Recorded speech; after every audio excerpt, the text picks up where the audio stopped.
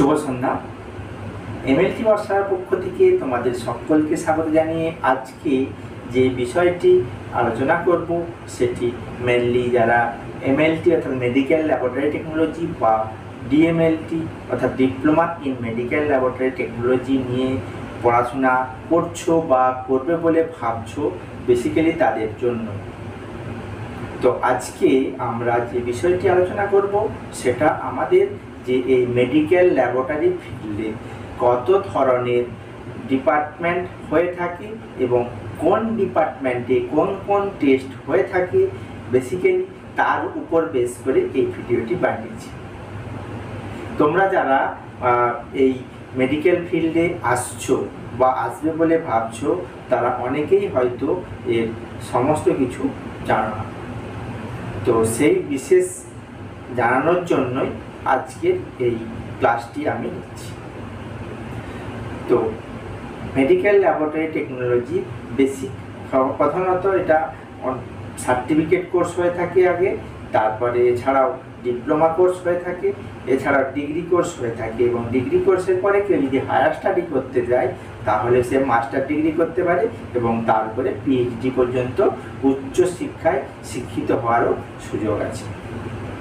তো যারা এই প্রফেশনে এসে নিজেকে প্রতিষ্ঠিত করবে বলে ভাবছো বা সেই জন্যই তোমরা ভর্তি হয়েছো বা এই বছর অনেকেই অ্যাডমিশন হবে বলে মনস্থ করেছো, তাদের জন্যই এই ভিডিওটি বানাচ্ছি।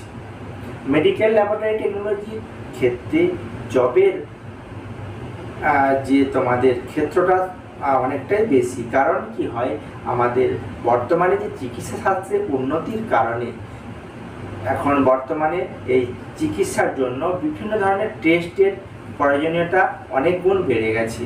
যেমন ব্লাডের টেস্ট, এছাড়াও ইউরিনের টেস্ট, এছাড়াও বডি ফ্লুইড যে হয়ে থাকে, বিভিন্ন ধরনের বডি ফ্লুইড তার টেস্ট হয়ে থাকে। এছাড়াও আমাদের শরীরের মধ্যে যে বিভিন্ন ধরনের কোনো রকম কোনো অপারেশন হলে অপারেশনের পরে কীভাবে বায়োপসি করতে পাঠায় সেই ল্যাবরেটরিতে। বায়োপসি করতে এই কারণেই পাঠায় যে ওই যে সেলের মধ্যে কোনো ক্যান্সারের জার্ম আছে কিনা সেটা ডিটেকশনের ক্ষেত্রে, অথবা কোনো টিউমার হলে সেই টিউমারটাকে প্রথমে তার এফএনএসি করা হয়, এফএনএসি করে দেখে নেওয়া হয় যে ওর মধ্যে কোনো ম্যালিগন্যান্ট কোনো জার্ম আছে কিনা। এছাড়া ফিমেলদের ক্ষেত্রে সার্ভিক্সে অনেক সময় যে ক্যান্সারের জার্ম ধরা পড়ে সেটাও কিন্তু এই সাইটোলজি টেস্টের মাধ্যমে ধরা পড়ে। তো তাহলে বন্ধুরা যারা এই লাইনে পড়েছো তারা অবশ্যই বুঝতে পারছো যে আমাদের গুরুত্ব দিনের দিন যত বিজ্ঞান উন্নত হচ্ছে বা যত চিকিৎসা শাস্ত্র উন্নত হচ্ছে, তত এই মেডিকেল ল্যাবরেটরি টেকনোলজির ক্ষেত্রে আমাদের চাহিদাটা দিনের দিন বাড়ছে। তো আমাদের সেই বেসিক জিনিস অর্থাৎ আমাদের যে ব্লাড কালেকশন থেকে শুরু করে রিপোর্টিং পর্যন্ত আমাদের যে কতগুলি ডিপার্টমেন্ট হয়ে থাকে সেগুলি আমরা আলোচনা করব। তো প্রথমে আমরা আলোচনা করব ফ্লেবোটমি, অর্থাৎ যেখানে ব্লাড কালেকশন করা হয়। অর্থাৎ যেখানে আমাদের কি হয়, প্রথমে কোনো পেশেন্ট যদি কোনো ডায়াগনস্টিক সেন্টার বা কোনো হসপিটালে আসে, প্রথমে তার প্রেসক্রিপশান দেখে রিসেপশনে কি হয় তার বিল করে নেওয়া হয়। সেই বিলটা হয়ে যাওয়ার পরে সেই বিলটাকে নিয়ে ওখান থেকে গাইড করে দেওয়া হয় যে ফ্লেবোটমি রুমে যাওয়ার জন্য। সেই ফ্লেবোটমি রুমে আসার পরে সেই বিলটা দেখে ওরা ওখান থেকে রিকুইজিশন বের করে নেয় এবং সেখানে তাদের কী কী টেস্ট আছে এবং সেই টেস্টটা তারা সেই অনুযায়ী তারা রিকুইজিশন বের করে এবং রিকুইজিশন বের করে ব্লাড স্যাম্পেল কালেক্ট করে। সাপোজ বলি যদি কারো সিবিসি থাকে, সেই সাথে যারা কারো ফাস্টিং থাকে, সেই সাথে যদি কারো লিপিড প্রোফাইল থাকে বা থাইরয়েড প্রোফাইল থাকে অথবা সেরোলজি টেস্ট থাকে, তখন তাদের কি হয় অনেক সময় অনেকগুলি আলাদা আলাদা ফাইলে ব্লাড স্যাম্পেল কালেক্ট করতে হয়। সে আলাদা আলাদা ব্লাড স্যাম্পেল যেমন ইডিটিএ ভাইলে, যেমন আমরা জেনেছি যে ইডিটিএ ভাইলে যে ব্লাড স্যাম্পেল কালেক্ট হয় সেই টেস্টটি সাধারণত হেমাটোলজির যে সমস্ত টেস্টগুলি হয় ওই ইডিটিএ ভাইলে ব্লাড স্যাম্পেল কালেক্ট করা হয়। এছাড়াও যদি সুগার টেস্ট হয়ে থাকে, দিয়ে থাকে ফাস্টিং সুগার, তখন কি হয় যে আমাদের সোডিয়াম ক্লোরাইড অর্থাৎ গ্রে কালারের যে ভাইলটি হয়ে থাকে সেই গ্রে কালারের ভাইলে ব্লাড স্যাম্পেল কালেক্ট করা হয়। এছাড়াও যদি লিপিড টেস্ট দিয়ে থাকে, সেই লিপিড টেস্টের জন্য রেড টপ টিউব অথবা ইয়েলো টপ টিউবে ব্লাড স্যাম্পেল কালেক্ট করা হয় এবং যদি সেরোলজি অর্থাৎ সেরোলজি টেস্ট দিয়ে থাকে তখন ওই রেড টপ টিউব অথবা ইয়েলো টপ টিউবে স্যাম্পেল কালেক্ট করা হয়।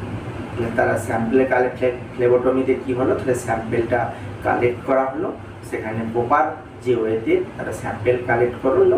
স্যাম্পেল কালেকশনের আগে যদি পেশেন্ট ফাস্টিং কন্ডিশনে ব্লাড থাকে তখন পেশেন্টকে অবশ্যই তাকে জেনে নেওয়া দরকার যে পেশেন্ট সত্যিই ফাস্টিং কন্ডিশনে আছে কি না, বা যদি কোনো ক্ষেত্রে কোনো মেডিকেশনের পরে ব্লাড নিতে হয় তখন তাকে অবশ্যই তার কাছে জেনে নেওয়া প্রয়োজন যে সত্যি সে মেডিকেশনে প্রপার টাইমে নিয়েছে কিনা এবং তারপরে এসে ব্লাড দিচ্ছে কিনা।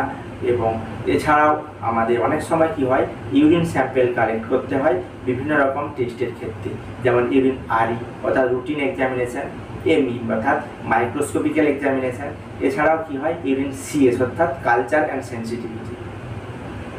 তো এই জন্য সবসময় বলা হয় যে ইউরিনের ক্ষেত্রে যে ফার্স্ট মর্নিং স্যাম্পেলটা সবসময় প্রেফার করা হয়। কিন্তু অনেক সময় ল্যাবরেটরিতে সবসময় তো ফার্স্ট মর্নিং স্যাম্পেল পাওয়া যায় না, সেই জন্য র্যান্ডাম যে কোনো সময় যদি স্যাম্পেল কোনো স্টেরাইল কন্টেনারে যদি স্যাম্পেল কালেক্ট করে ল্যাবরেটরিতে নিয়ে আসে তখন সেটা অ্যাকসেপ্ট করে নেওয়া হয়।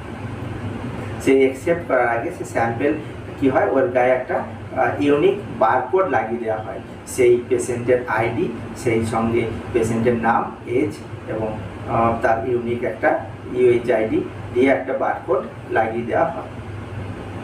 এরপরে স্যাম্পেল কালেক্ট হয়ে যাওয়ার পরে কী হয়, স্যাম্পেলগুলিকে নির্দিষ্ট ডিপার্টমেন্টে পৌঁছে দেওয়া হয়।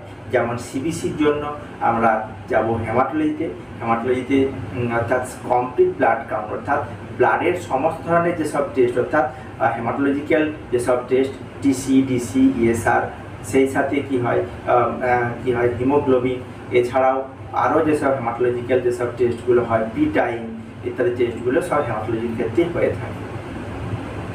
এরপরে যদি সুগার টেস্ট বা লিপিড প্রোফাইল টেস্ট বা থাইরয়েড প্রোফাইল থাকে তখন সেই স্যাম্পেলটাকে নিয়ে বায়োকেমিস্ট্রি ডিপার্টমেন্টে পৌঁছে দেওয়া হয়।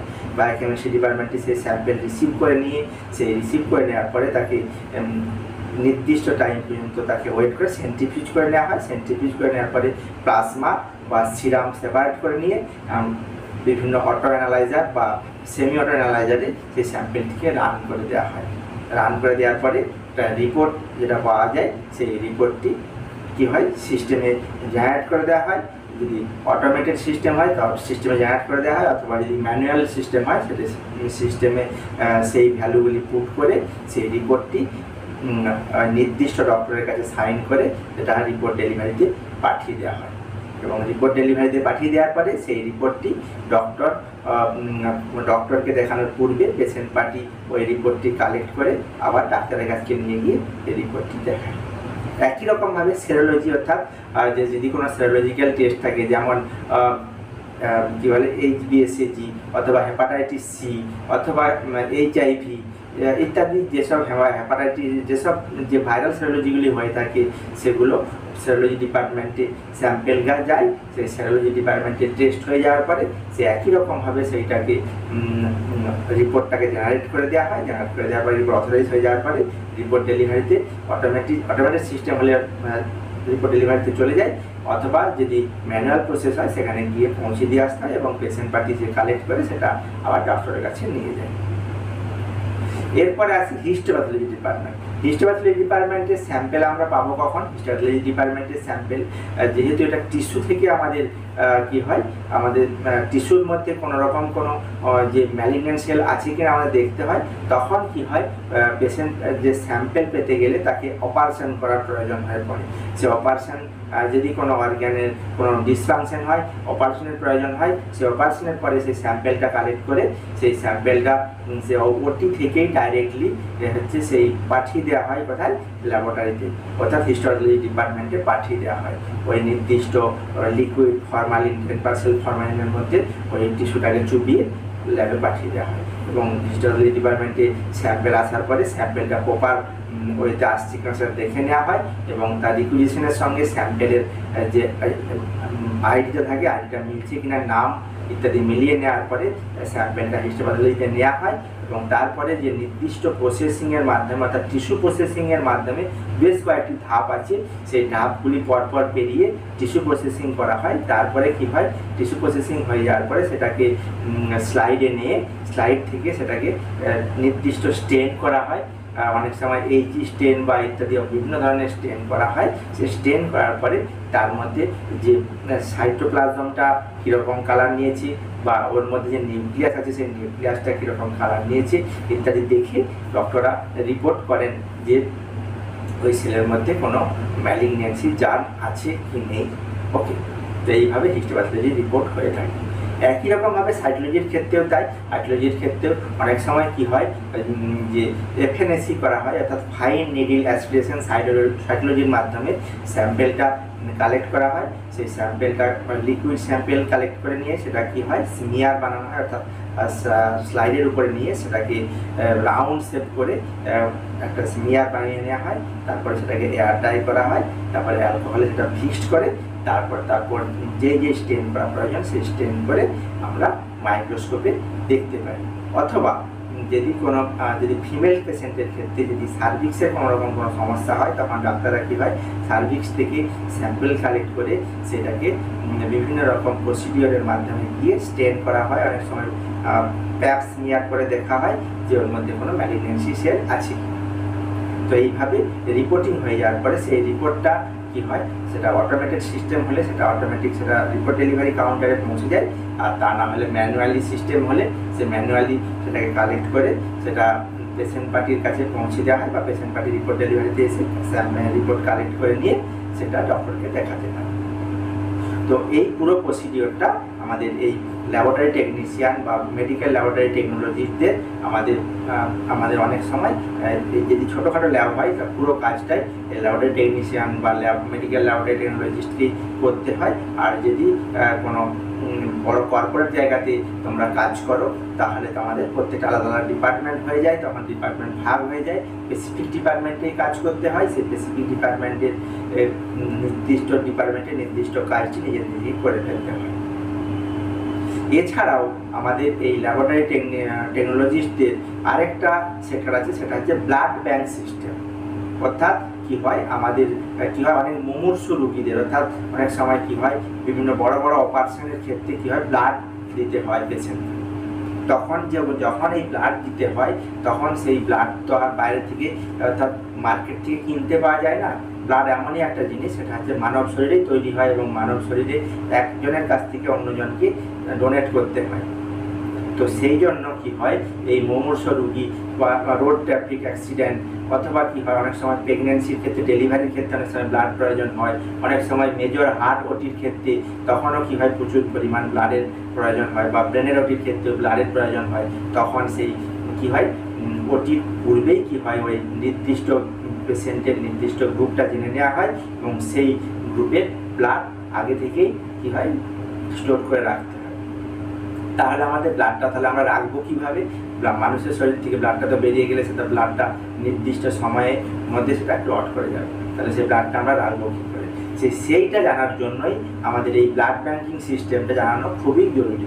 যে ব্লাড ব্যাংকিং সিস্টেমের মাধ্যমে কী হয় মানুষের শরীর থেকে ব্লাডটা ব্লাড ব্যাগে নেওয়া হয় এবং ব্লাড ব্যাগের মধ্যে কি হয় বেশ কিছু অ্যান্টিকোয়াগুলেন্ট মেশানো থাকে। সেই অ্যান্টিকোয়াগুলেন্টটা মেশালে কি হয় ব্লাডটা নির্দিষ্ট একটা দিন থাকে, সেই নির্দিষ্ট দিন পর্যন্ত ব্লাডটা ঠিক থাকে, অর্থাৎ ব্লাডের যে মরফোলজিগুলো ব্লাডের সেলের মরফোলজি বা প্লাজমার মরফোলজি ঠিকঠাক থাকে।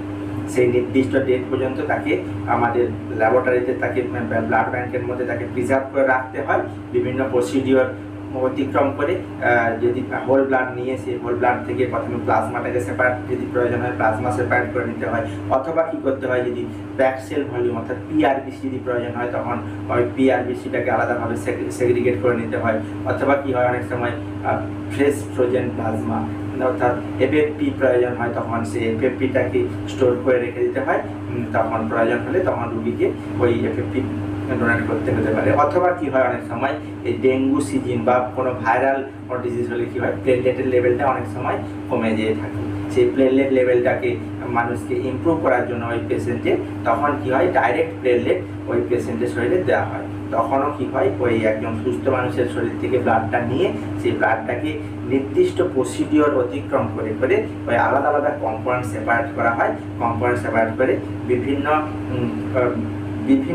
বিভিন্ন কম্পাউন্ডগুলো বিভিন্ন টেম্পারেচারে স্টোর করে রাখতে হয়। স্টোর করে রাখার পরে ওই যে স্টোরেজ যে আমাদের যে কম্পাউন্ডগুলি স্টোরেজ থাকলো তার একটা নির্দিষ্ট লাইফ স্প্যান থাকে। সেই লাইফ স্প্যানের মধ্যে যদি কোনো রোগীর মুমূর্ষু রোগীর প্রয়োজন হয় তখন ওই যে স্টোরেজ কম্পাউন্ডগুলোকে পেশেন্টকে দেওয়া যেতে পারে। তো এই পুরো কাজটি ল্যাবরেটরির যেসব টেস্টিং, সেই সাথে আমাদের ব্লাড ব্যাঙ্কিং অর্থাৎ ব্লাড স্টোরেজ ইত্যাদি সমস্ত কিছুই কী হয় আমাদের আমরা এই ল্যাবরেটরি টেকনোলজিস্ট যারা আমরা এই নিয়ে পড়ছি বা পড়বো বলে ভাবছি, পুরো কাজটি আমাদের দ্বারাই করতে হয়। তো সেই ক্ষেত্রে আমাদের এই গুরুত্ব কতখানি সেটা অবশ্যই তোমরা যারা ভর্তি হয়েছো বা যারা পড়াশোনা করছো বা অনেকেই পাস করে বেরিয়ে গেছো, তোমরা অনেকেই জবে ঢুকে গেছো, তোমাদের আর বিশেষ কিছু বলার নেই। যারা এই ভর্তি হচ্ছ বা তাদের ক্ষেত্রে অনেকের কি হয়, কনফিউশন থেকে যায় যে আমাদের লাইনটা কি বা আমাদের কি করতে হবে, অনেকে আমরা বুঝে উঠতে পারি না। তো সেই অবগতির জন্যই আমি মেনলি এই ছোট্ট একটা ভিডিও বানালাম। তো ভিডিওটি তোমাদের কেমন লাগলো, যদি ভিডিও থেকে তোমরা উপকৃত হও অবশ্যই আমাকে কমেন্ট বক্সে কমেন্ট করে জানাও, বা এই রিলেটেড যদি আরও অন্যান্য কোনো ভিডিও বানাতে হয় অবশ্যই আমাকে কমেন্ট করে জানাতে ভুলবেন না।